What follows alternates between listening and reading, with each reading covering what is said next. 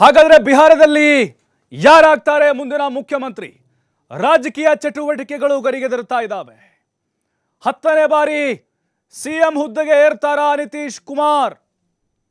ಹಲವು ಲೆಕ್ಕಾಚಾರಗಳನ್ನು ಹಾಕೊಳ್ತಾ ಇದೆ ಹೈಕಮಾಂಡ್. ಈಗ ಬಿಜೆಪಿ ಏನಾಗ್ಬೋದು? 5 ವರ್ಷ ಇವರೇ ಇರ್ತಾರಾ ಅಥವಾ ಏನಾದರೂ 50-50 ಏನಾದರೂ ಆ ಸೂತ್ರ ಹೆಣ್ಕೊಳ್ಬಹುದು? ಯಾಕಂದ್ರೆ ಬಿಜೆಪಿ ಸಿಂಗಲ್ ಲಾರ್ಜೆಸ್ಟ್ ಪಾರ್ಟಿ, 93 ಬಂದಿದೆ ಅವ್ರದ್ದು, ಜೆಡಿಯು 84 ಇದೆ. ಲಾಸ್ಟ್ ಟೈಮ್ ಏನೋ ಇವರು ಅಷ್ಟೇ 74 ಗೆದ್ದಿದ್ರು, ಇವ್ರು 43. ಆದರೂ ನಿತೀಶ್ ಕುಮಾರ್ ಅವರು ಮಾಡಿದ್ರು. ನಿತೀಶ್ ಕುಮಾರ್ ಅವರು ಬಿಟ್ಟು ಕೊಟ್ಟರೆ ಮಾತ್ರ ಬಿಜೆಪಿಯಿಂದ ಸಿಎಂ ಅವ್ರನ್ನ ಆಯ್ಕೆ ಮಾಡಬಹುದು. ಬಿಜೆಪಿ ಅಭೂತಪೂರ್ವ ಮುನ್ನಡೆ, ಭಾರಿ ಚರ್ಚೆಗಳಾಗ್ತಾ ಇದೆ. ಈಗ ಸಾಮ್ರಾಟ್ ಚೌಧರಿ ಕೂಡ ದೌಡಾಯಿಸಿದ್ದಾರೆ ಡಿಸಿಎಂ ನಿತೀಶ್ ಅವರ ನಿವಾಸಕ್ಕೆ. ಅತಿ ಹೆಚ್ಚು ಕಡೆ ಮುನ್ನಡೆಯನ್ನ ಹೊಂದಿದೆ ಬಿಜೆಪಿ. ಆರ್ಜೆಡಿಗೆ ಸಿಎಂ ಸ್ಥಾನವನ್ನ ಬಿಟ್ಕೊಡ್ತಾರಾ ಬಿಜೆಪಿಯವರು? ಮೋದಿ ಅಮಿತ್ ಶಾ ಚರ್ಚೆ ಮಾಡಿ ಫೈನಲಿ ಘೋಷಣೆ ಮಾಡುವಂಥ ಸಾಧ್ಯತೆಗಳಿದ್ದಾವೆ. ನಮ್ಗನ್ನಿಸ್ತಾ ಇದೆ ನಿತೀಶ್ ಕುಮಾರ್ ಅವರೇ ಮತ್ತೆ ಸಿಎಂ ಆಗ್ತಾರೆ ಅಂತ. ಯಾಕೆಂದರೆ ಅವರು ಸೀಟ್ ಕಡಿಮೆ ಬಂದಿರಬಹುದು, ಆದರೆ ಕಿಂಗ್ ಮೇಕರ್ ಅವರೇ. ಅವರು ಪಲ್ಟು ರಾಮ್ ಅಂತ ಕರೀತಾರೆ ಅವ್ರನ್ನ. ಅಲ್ಲಿ ಆರ್ಜೆಡಿಗೆ ಜಿಗಿತಾರೆ, ಬಿ ಜೆ ಪಿ ಕಡೆ ಜಿಗಿತಾರೆ. ಅಲ್ಲೇನಾದರೂ ಇಲ್ಲಿ ಬರ್ತಾರೆ, ಅಲ್ಲಿ ಹೋಗ್ತಾರೆ. ಬಟ್ ಅವ್ರ ಸಂಖ್ಯೆ ಗೆಲ್ಲೋದಷ್ಟು 20, 30, 40 ಹಿಂಗೆ ನೋಡಿ. ಅವ್ರು ಒಂದ್ಸಲ MLA ಆಗಿಲ್ವಂತೆ, ಚುನಾವಣೆ ನಿಂತಿಲ್ವಂತೆ. ಅವರು ಬರೀ MLC ಆಗೋದವರು. MLC ಆಗಿ ಮುಖ್ಯಮಂತ್ರಿ ಆಗ್ತಾರೆ ಅಂದರೆ ಸಹಜವಾಗಿ ಗೊತ್ತವ್ರಿಗೆ ನನ್ನ ಅವಶ್ಯಕತೆ ರಾಷ್ಟ್ರೀಯ ಪಕ್ಷಗಳಿಗಿದೆ, BJP ನನ್ನ ಅವಶ್ಯಕತೆ ಇದೆ. ಆಮೇಲೆ ಕೇಂದ್ರ ಸರ್ಕಾರ, ಪ್ರಧಾನಿ ಮೋದಿ ಅಮಿತ್ ಶಾ ಬಹಳ ಚೆನ್ನಾಗಿದ್ದಾರೆ ಮತ್ತು ಬೆಂಬಲ ಕೊಟ್ಟಿದ್ದಾರೆ.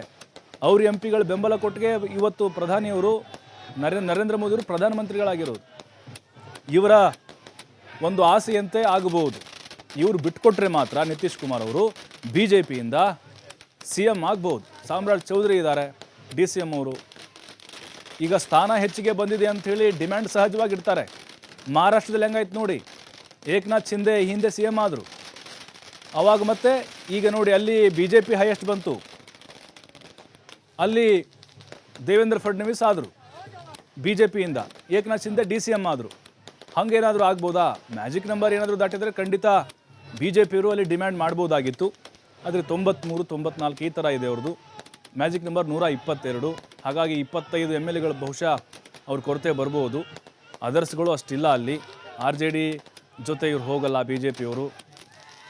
ಹಾಗಾಗಿನೇ ಇಲ್ಲಿ ನಮಗನ್ನಿಸ್ತಾ ಇದೆ ನಿತೀಶ್ ಕುಮಾರ್ ಅವರು ಸಿಎಂ ಸದ್ಯಕ್ಕೆ ಮಾಡಿ ಅದಾದಮೇಲೆ ಒಪ್ಪಂದ ಮಾಡ್ಕೊಳ್ಬೋದು ಅಂಥೇಳಿ. 2.5 ವರ್ಷ ಅಥವಾ 2.5 ವರ್ಷ ಈ ಥರ BJPಗೆ ಬಿಟ್ಕೊಡ್ಬೋದು, ಅಥವಾ ನಿತೀಶ್ ಕುಮಾರ್ ಅವರನ್ನೇ ಮುಂದುವರಿಸಬಹುದು.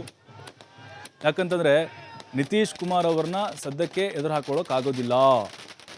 ಅವ್ರು ಏನಾದರೂ ಹೆಚ್ಚು ಕಡಿಮೆ ಅಂದ್ಬಿಟ್ರೆ ಮತ್ತೆ ಈ ಕಡೆ ಹೊರಡ್ಬಿಡ್ತಾರೆ ಅವರು. ಯಾರು ಬೆಂಬಲ ಕೊಡ್ತಾರೋ ಅವರು ಒಟ್ಟಿನಲ್ಲಿ ಸಿಎಂ ಆಗಬೇಕು. ಆ ಥರದ ಗುಣ ಸ್ವಭಾವವನ್ನು ನಿತೀಶ್ ಕುಮಾರ್ ಅವರು ಹೊಂದಿದ್ದಾರೆ. ಕಾದು ನೋಡೋಣ ಅಮಿತ್ ಶಾ ಮೋದಿ ಅವರು ಏನು ಚರ್ಚೆ ಮಾಡ್ತಾರೆ ಅಂತ.